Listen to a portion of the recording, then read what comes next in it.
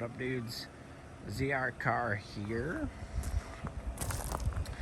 Just picked up the Alpha Wolf.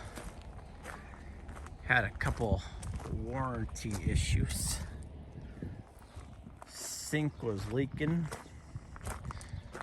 Furnace was stopping. I think we got it figured out.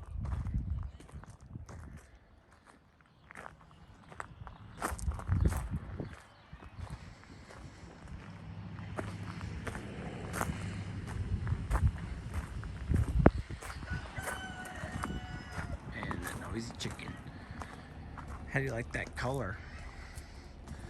I don't know if I could have matched that satin steel metallic any better to the Alpha Wolf. Looks pretty awesome. Tow's pretty good. I only towed it about 6 miles, so I didn't put the equalizer hitch on.